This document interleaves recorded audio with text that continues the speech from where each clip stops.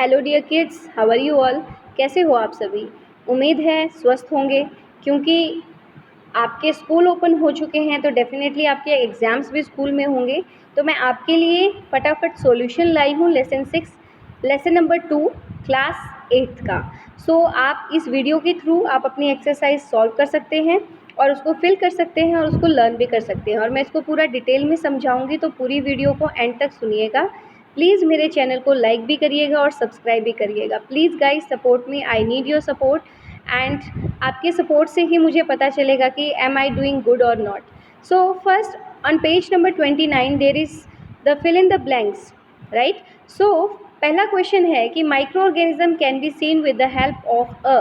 देखो micro organism क्या है, सूक्ष्म जीव। देखो सूक्ष्म जीवों को हम कैसे देख सकते हैं। सूक्ष्म जीव जैसे कि बैक्टीरिया है, वायरस है, ये इतने छोटे होते हैं कि पेन की डॉट भी इनसे बड़ी होती है।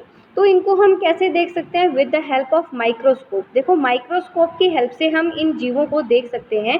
माइक्रोस्कोप क्या करता है, जो छोटे जीव जंतु होते हैं उनको बड़ा करके दिखाता है, उनकी इमेज को बड़ा कर देता है, और जिसकी वजह से हम इन माइक्रो ऑर्गेनिजम्स को माइक्रोस्कोप की हेल्प से देख पाते हैं।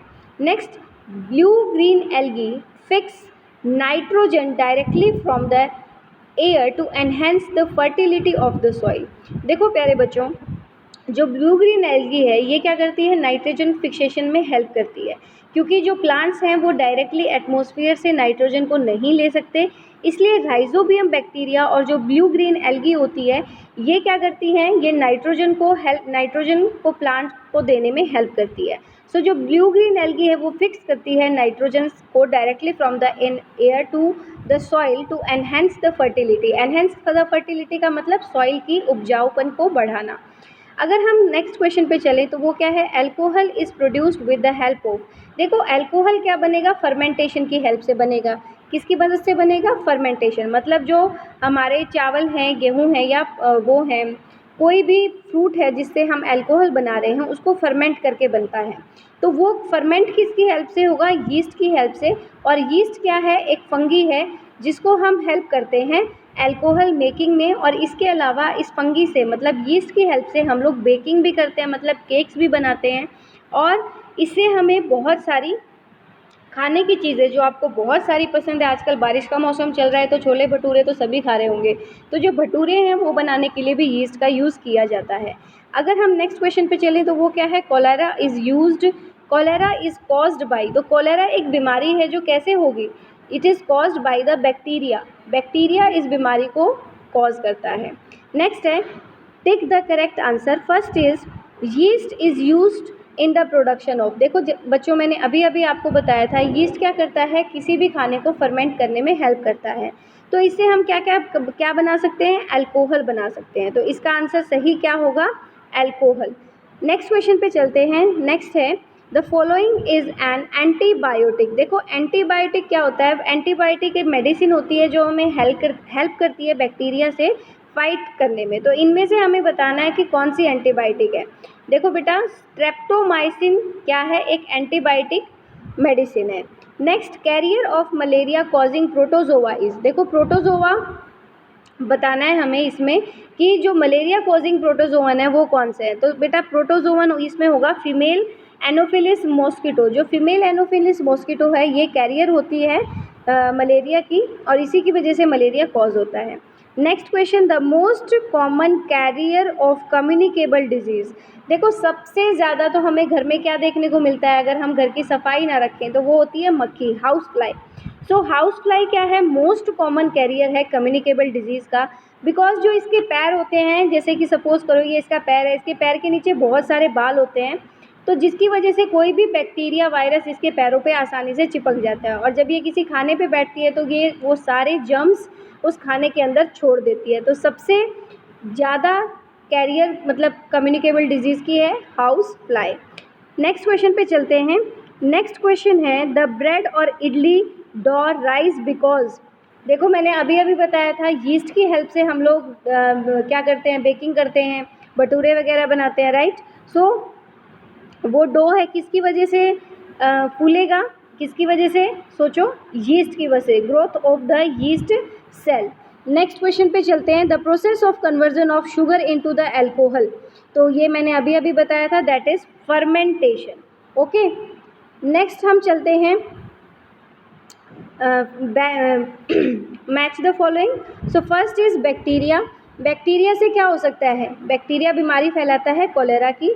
राइजोबियम ये हेल्प करता है, राइजोबियम एक बैक्टीरिया है जो सॉइल प्लांट की रूट्स के ऊपर, स्पेशली जो मटर का पौधा होता है उसके रूट नोड्यूल्स पे ये मौजूद होता है और ये नाइट्रोजन फिक्सेशन में हेल्प करता है। नेक्स्ट इज लैक्टोबैसिलस, ये भी एक बैक्टीरिया है जो दूध के अंदर मौजूद होता है, जो कर्ड बनाने में हेल्प करता है।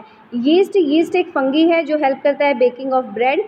अब प्रोटोजोवन मलेरिया कॉज करता है, वायरस की वजह से एड्स की बीमारी हो सकती है। इसके अलावा भी बहुत सारी बीमारियां हैं जो वायरस, बैक्टीरिया और प्रोटोजोवा कॉज करते हैं। Next is can we see micro organism with the naked eye, if not then how we can see them. देखो इसमें यही क्वेश्चन पूछा गया है कि जो माइक्रो ऑर्गेनिज्म है उनको हम नेक्ड आई से देख सकते हैं, अगर नहीं देख सकते तो उनको हम कैसे देखेंगे। देखो माइक्रो ऑर्गेनिज्म मैंने बताया था बहुत छोटे होते हैं, इस वजह से हम उनको नेक्ड आई से नहीं देख सकते, तो इसीलिए हमें किसकी ज़रूरत पड़ती है, माइक्रोस्कोप की ज़रूरत पड़ती है। ठीक है, फॉर एग्जाम्पल अगर फंगस है जो ब्रेड के ऊपर ग्रो कर रहा है, is so small that it can not be seen only with the help of it can be seen only with the help of the magnifying glass or the microscope। ऐसे ही अगर हम bacteria की बात करें तो बैक्टीरिया भी बहुत छोटे होते हैं, इनको हम नेक्ड आई से नहीं देख सकते, तो इनको देखने के लिए हमें माइक्रोस्कोप की ज़रूरत पड़ती है। नेक्स्ट क्वेश्चन है, what are the major groups of micro organism. देखो माइक्रो ऑर्गेनिज्म के 5 मेजर ग्रुप होते हैं, bacteria, fungi, protozoa, virus and algae. So सबसे पहले अगर हम बैक्टीरिया की बात करें तो बैक्टीरिया एक सिंगल सेल्ड ऑर्गेनिज्म है। जो डिजीज़ कॉजिंग माइक्रो ऑर्गेनिज्म है उनको हम जर्म्स बोलते हैं, और ये स्पाइरल भी हो सकते हैं और रोड शेप भी हो सकते हैं। मगर बैक्टीरिया बेटा देखो गुड बैक्टीरिया भी होता है और बैड बैक्टीरिया भी होता है।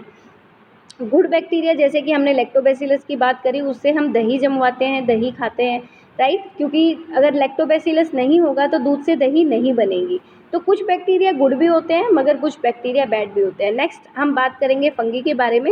ये भी मोस्टली मल्टी सेलुलर होते हैं और ये भी डिजीज़ कॉजिंग माइक्रोब्स होते हैं। फंगी से बेटा आपको रिंग वॉर्म मतलब दाद की बीमारी हो सकती है, एलर्जीज हो सकती हैं। तो ये क्या होते हैं, ब्रेड मोल्ड इसका एग्जाम्पल है फंगी का, और यीस्ट भी एक एग्जाम्पल है फंगी का। Next protozoa, the mainly include organism, मतलब प्रोटोजोआ में ज़्यादातर अमीबा और प्लाज्मोडियम आते हैं। ये यूनिसेलुलर और मल्टी सेलुलर दोनों हो सकते हैं और ये एक जगह से दूसरी जगह मूव कर सकते हैं। जैसे अगर हम पैरामीशियम की बात करें तो इसके यहाँ पे विली सीलिया होता है जिसकी वजह से वो एक जगह से दूसरी जगह ईजिली मूव कर सकता है। ठीक है, नेक्स्ट है वायरस। वायरस क्या है, डिजीज़ कॉजिंग माइक्रो ऑर्गेनिज्म है जो रिप्रोड्यूस करता है जो ऑर्गेनिज्म है उसकी बॉडी के अंदर। एल्गी इंक्लूड करता है मल्टी सेलुलर फोटोसिंथेटिक ऑर्गेनिज्म जैसे स्पाइरोगायरा और क्लाइडोमोनास। नेक्स्ट हम चलते हैं क्वेश्चन नंबर 6 के ऊपर। So name the micro organism which can fix atmospheric nitrogen in the soil. तो मैंने आपको बताया था कि राइजोबियम नाम का एक बैक्टीरिया होता है और एक ब्लू ग्रीन एल्गी होती है जो प्रेजेंट होती है सॉइल के अंदर, और जो राइजोबियम बैक्टीरिया होता है ये प्लांट की रूट नोड्यूल्स के ऊपर मौजूद होते हैं। ये एटमॉस्फेरिक नाइट्रोजन को कन्वर्ट करते हैं यूजेबल नाइट्रोजन कंपाउंड के अंदर, और जो ये नाइट्रोजनस कंपाउंड होते हैं ये इजीली यूटिलाइज किए जा सकते हैं प्लांट्स के द्वारा। ठीक है, नेक्स्ट हम बात करते हैं, write 10 lines on the usefulness of micro organism in our life. देखो मैंने आपको पहले ही बताया है कि कुछ माइक्रो ऑर्गेनिज्म यूज़फुल भी होते हैं और कुछ हार्मफुल भी होते हैं, तो हमें यहाँ पे यूज़फुल माइक्रो ऑर्गेनिजम्स के बारे में बताना है। तो सबसे पहली बात है, आपको केक बहुत पसंद है, तो सबसे मेन बात यही है कि जो माइक्रो ऑर्गेनिज्म है they can used for cooking food like baking, pickling, right. उसके बाद अल्कोहलिक फर्मेंटेशन के लिए इनको यूज़ किया जाता है। उसके बाद लैक्टोबैसिलस बैक्टीरिया है जो कर्ड बनाने में हेल्प करता है। माइक्रो ऑर्गेनिज्म पोल्यूशन को रिड्यूस करने में भी हेल्प करते हैं, क्योंकि जो डिकम्पोजर्स हैं जैसे कि बैक्टीरिया है या फंगी है ये ब्रेक डाउन कर देते हैं डेड बॉडीज़ का और उनको कम्प्लीटली एब्जॉर्ब करवा देते हैं सॉइल के अंदर और प्लांट्स के द्वारा। उसके बाद ये इंक्रीज़ करते हैं सॉइल फर्टिलिटी को, जैसे कि एटमॉस्फेरिक नाइट्रोजन को फिक्स करके सॉइल के अंदर जैसे राइजोबियम बैक्टीरिया कर रहा है। उसके बाद सबसे मेन है कि जो हम बीमारियों से लड़ रहे हैं दवाइयों के द्वारा, तो ये माइक्रो ऑर्गेनिज्म दवाइयाँ बनाने में भी हेल्प करते हैं। जो एंटीबायोटिक्स होती हैं बेटा, ये जो केमिकल हैं ये माइक्रो ऑर्गेनिज्म से ही बनाए जाते हैं। उसके बाद certain microbes are used in the biological treatment of the sewage and industrial influence. Next है write a short paragraph on harms caused by micro organism. देखो हार्म तो बहुत ज़्यादा है, सबसे ज़्यादा तो अभी देखो कोरोना वायरस है, इसकी वजह से सब कुछ रुका हुआ है, आपकी एजुकेशन ख़राब हो रही है क्योंकि 1.5 साल से आप घर पे बैठे हो। तो नुकसान तो इनके बहुत सारे हैं। जैसे माइक्रो ऑर्गेनिज्म की बात करें तो ये डिजीज़ कॉजिंग होते हैं, जिनको हम जर्म्स बोलते हैं। तो ये बहुत सारी बीमारियां फैला सकते हैं और मोस्टली कम्युनिकेबल डिजीज़ हैं। जो भी माइक्रो ऑर्गेनिज्म डिजीज़ फैलाते हैं वो कम्युनिकेबल डिजीज़ होती है। अब जैसे ट्यूबरक्लोसिस है, कोलेरा है, टाइफाइड है। उसके बाद जो कैटल्स होते हैं हमारे, गाय या बस भैंस होते हैं, उनके अंदर the foot and mouth disease हो जाती है जो वायरस की वजह से होती है। कुछ माइक्रो ऑर्गेनिज्म प्लांट्स को भी नुकसान पहुंचाते हैं, जैसे वीट, ऑरेंज और एप्पल है, इनकी प्रोडक्टिविटी पे इफ़ेक्ट पड़ता है अगर इनके अंदर कोई डिजीज़ आ जाती है। उसके बाद अगर कुछ बैक्टीरिया आपकी बॉडी के अंदर एंटर कर जाते हैं, सपोज़ करो आपने कोई फूड स्टेल फूड खा लिया है, तो उससे क्या हो जाएगा, आपको फूड पॉइजनिंग हो जाएगी। ठीक है, तो ये माइक्रो ऑर्गेनिज्म है, इनके नुकसान तो बेटा बहुत सारे हैं, आप उनमें से कोई भी इसमें लिख सकते हो।